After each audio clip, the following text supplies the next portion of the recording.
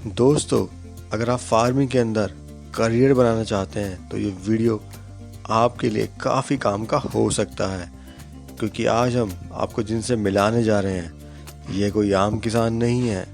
ये हैं हरियाणा के रहने वाले ओमवीर, जो एक आईआईटी इंजीनियर हैं। इन्होंने फार्मिंग का नया तरीका विकसित किया है जिससे इनकी आय आज दोगुनी हो गई है। अगर आप भी इनकी तरह मुनाफा कमाना चाहते हैं और अपनी आय को डबल करना चाहते हैं तो ये वीडियो आपके लिए बहुत काम का हो सकता है और आपको इनकी बात पूरी सुननी चाहिए और ये वीडियो भी आपको पूरा ज़रूर देखना चाहिए। और सेम पॉन्ड हमें यूज़ होता है डक फार्मिंग के लिए। तो एक ही पॉन्ड से हमारे 3 काम हो रहे हैं। तो जगह का सही सदुपयोग अगर हमें करना है तो वो इंटीग्रेटेड फार्मिंग बेस्ट है। उस वेंटिलेशन का हमने ऐसे ख्याल रखा है कि गर्मियों में इसमें पंखे की ज़रूरत नहीं है और सर्दियों में इसमें हीटर की ज़रूरत नहीं है। ये नेचुरल कहूँगा कि अगर किसी के पास ऐसे चैलेंजेस आ रहे हैं, वो अपने लाइफ स्टॉक को नहीं सेल कर पा रहे हैं, तो वो हमें संपर्क कर सकते हैं। उनका लाइफ स्टॉक भी हम यहाँ से सेल आउट करवा सकते हैं। आप करा सकते हैं सेल आउट। हाँ जी। Indian farm and technology channel को सब्सक्राइब करें, साथ में पास वाले घंटे का बटन ज़रूर दबाएं जिससे हमारी आगे आने वाली वीडियोस का नोटिफिकेशन सबसे पहले आप तक पहुंचे। सर नमस्कार। नमस्कार जी। नमस्कार सर बहुत बहुत स्वागत है आपका। आपका भी बहुत बहुत स्वागत है जी हमारे फार्म में। सर सबसे पहले अपना एक इंट्रोडक्शन आप दे दीजिए हमारे व्यूवर्स को। मेरा नाम ओमवीर सिंह राघव है और बाय प्रोफेशनली मैं एक आईटी इंजीनियर हूँ। और शौक में मैंने एक ये फार्म शुरू किया था। शौक था लाइव स्टॉक के साथ तरह तरह के एनिमल्स को रखने का, और धीरे धीरे शौक बढ़ता गया, एनिमल्स बढ़ते गए और बाहर से डिमांड आती शुरू हो गई, तो ये प्रोफेशन में कन्वर्ट हो गया। अब मैं प्रोफेशनली इस काम को कर रहा हूँ। तो सर का आईआईटी इंजीनियर हैं आप, साथ में आपका ये लाइव स्टॉक भी है और कई तरह के आपने कॉन्सेप्ट यहाँ पे रखे हुए हैं। तो थोड़ा इसके बारे में बताइए, किस तरह से आप ये पहले क्या थे, अब क्या है और आगे वाले फ्यूचर में आप क्या है, मतलब जो प्लानिंग है आपकी वो क्या है अभी?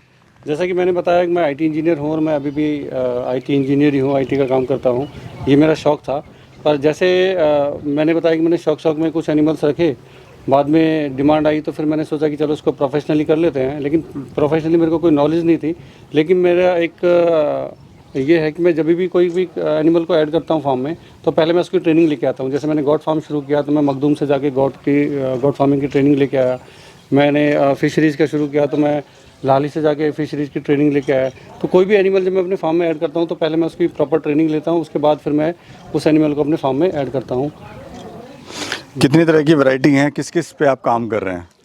अभी फ़िलहाल हमारे पास क्या कहते हैं, कड़कनाथ है, मुर्गों के साथ हम काम कर रहे हैं। रैबिट फार्मिंग है, गोट फार्मिंग भी हम कर रहे हैं, डॉग्स भी हैं हमारे पास, और कुछ छोटे पेट्स भी हैं हमारे पास, रैट्स वगैरह भी हैं।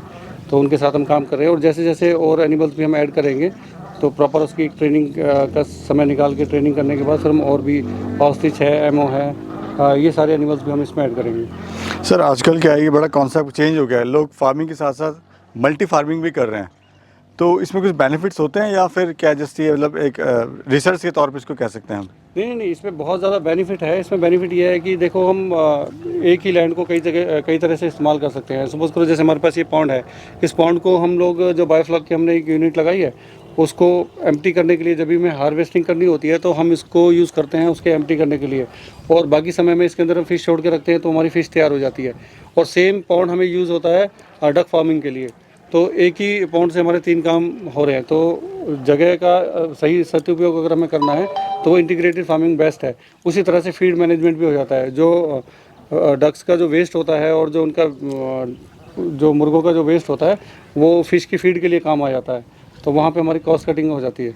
सर चैलेंजेस तो बहुत आते हैं क्योंकि आपको इतनी सारी वैरायटी हमको हैंडल करना है, सर्दी गर्मी बरसात है, तो वो भी एक चैलेंज है अपने आप में। हाँ बिल्कुल, वो चैलेंज है। तो थोड़ा सा वो हमारे को टेक्निकल नॉलेज है, या फिर हम टेक्निकल नॉलेज जैसे मैंने बताया कि हम ट्रेनिंग लेके आते हैं पहले, उसके बाद काम करते हैं। एक तो वो है, दूसरा ये है कि थोड़ा इंजीनियरिंग भी इसमें हेल्प करती है। तो भाई दिशा के हिसाब से किस तरह से शेड बनाना है, मौसम के हिसाब से किस तरह से मटेरियल यूज़ करना है, तो वो सारी चीज़ें हम करते हैं। जैसे कि अभी हमने जो शेड बनाया है इसके अंदर हम 2 या 3 प्रोडक्शन ले चुके हैं, और मौसम की वजह से 0 मोर्टेलिटी है। मौसम की वजह से कोई मोर्टेलिटी नहीं होती। सर्दियों में इसमें एकदम टेम्परेचर सामान्य रहता है और गर्मियों में भी सामान्य रहता है, क्योंकि ये फूस से बना हुआ है। और फूस से जो होता है ये तो अंडरस्टूड है कि उसके अंदर होता नहीं है। और इसके अंदर वेंटिलेशन का हमने ऐसे ख्याल रखा है कि गर्मियों में इसमें पंखे की ज़रूरत नहीं है और सर्दियों में इसमें हीटर की ज़रूरत नहीं है। ये नेचुरली आपका एयर कंडीशन। एयर कंडीशन आएगा, मतलब वातानुकूलित रहे कह सकते हैं हाँ, इसको। तो ये आपका कॉस्ट सेटिंग हो गई उसके अंदर भी। जी सर, अब बात आती है सेलिंग की, तो ये आप एक ही किसी को आदमी को देते हैं या फिर डिफरेंट तरह के आपने यहाँ पर बायर आपने ढूंढे हुए हैं? नहीं, कैसे? जैसे जैसे मैंने बताया शौक से शुरू किया था, कुछ किसको पता चला कि यहाँ पे फार्म है, यहाँ पे इस तरह के एनिमल्स मिलते हैं, तो अभी तक तो हमको कोई ऐसा चैलेंज आया नहीं है। सारे के सारा जो भी हमारा लाइफ स्टॉक है वो फार्म से ही सेल हो रहा है। हमें कहीं जाने की ज़रूरत ही नहीं पड़ी कि हम इसको सेल करने कहीं जाएँ, या ओवर प्रोडक्शन हो गई है, ये बहुत ज़्यादा ये हमसे बिक ही नहीं रहा है, तो वो हमारा यहीं से सारा के सारा फार्म से जा रहा है। मैं तो और किसानों से ये कहूँगा कि अगर किसी के पास ऐसे चैलेंजेस आ रहे हैं, वो अपने लाइफ स्टॉक को नहीं सेल कर पा रहे हैं, तो वो हमें संपर्क कर सकते हैं। उनका लाइफ स्टॉक भी हम यहाँ से सेल आउट करवा सकते आप करा सकते हैं सेल आउट? हैं। हाँ जी। सर, ये जो डिफरेंट तरह का कॉन्सेप्ट है, मतलब तो इसमें से प्रॉफिट की अगर बात करें तो किस तरह से आपको मुनाफा होता है अगर ऑल ओवर की बात करें तो? देखो, वो तो FCR देखना पड़ता है, उसके अंदर फीड कंजन रेशियो कितना आप भाई फीड कम फीड पे आप एनिमल को तैयार करते हो, और वो इंटीग्रेटेड फार्मिंग में हो जाता है, क्योंकि एक का वेस्ट दूसरे का फीड का काम करता है, तो वहाँ पे वो फीड मैनेजमेंट भी हो जाती है, तो उससे ज़्यादा बेनिफिट निकल आता है। बजाय इसके कि हम एक ही एनिमल पे काम कर रहे हैं तो उसको वो फीड FCR जो है वो कम निकलता है। यहाँ पे ठीक ठाक प्रॉफिट हो जाता है। तो शुरुआत तो करना चाहते हैं लोग, क्योंकि आप आजकल लोग जो है मल्टी फार्मिंग करना चाहते हैं, तो किस तरह से शुरुआत कर सकते हैं सर अपने काम की, और तैयारियां बताइए किस तरह से मतलब वो करे काम? वो किसी एक एनिमल पे काम करें स्टार्टिंग में, अगर वो इंटीग्रेटेड फार्मिंग भी करना चाहते हैं, एक या दो एनिमल से शुरू करें, धीरे धीरे जैसे जैसे नॉलेज उनको बढ़ती रहे तो वो बढ़ा सकते हैं। और क्या नाम है, जैसे हर एक यूनिट इंडिपेंडेंट है। अगर कोई पोल्ट्री का करना चाहता है तो वो फार्म पे विजिट हमारे पे कर भी सकता है, वो ये सीख भी सकता है किस तरीके से हमने इसको बनाया है, स्ट्रक्चर को बनाया है, जिसके अंदर सारी चीज़ें सुविधाएं हैं। और ये भी मैं आपको बता दूं, हमने ये 1-2 साल पहले बनाया था, जब हमने ये करीब 45,000 रुपये में एक शेड तैयार कर लिया था, और ये शेड अभी तक भी बारिश आंधी तूफान सारे मौसम झेल चुका है, एज इट इज़ ही है जैसा है, और बहुत कम कॉस्ट। इको फ्रेंडली भी है सर, घास फूस और बांस का आपने ज़्यादा बांस इस्तेमाल का किया बनाया हुआ है। हुआ है, लेकिन इतना मजबूत बनाया है कि इसके अंदर आप देखोगे तो जो टेक्नोलॉजी हमने यूज़ करी है कि ये हर मौसम को झेल रहा है और आपको बेनिफिट करे। तो कम कीमत में अच्छा शेड कैसे तैयार हो, मेन चीज़ यही है, क्योंकि नया जो फार्मर आता है वो क्या करता है, या तो शेड पे कंक्रीट का शेड बनाएगा या उस पर शेड बनाएगा, वो इतनी ज़्यादा कॉस्टिंग आती है, तो वो कॉस्टिंग जब 1-2 साल में नहीं निकल पाती तो वो फिर गिव अप कर देता है। जी, फार्म का क्या एरिया है सर आपका? ये 1 एकड़ का फार्म है, और 1 एकड़ के फार्म में ये सारा चीज़ मैं कर रहा हूँ।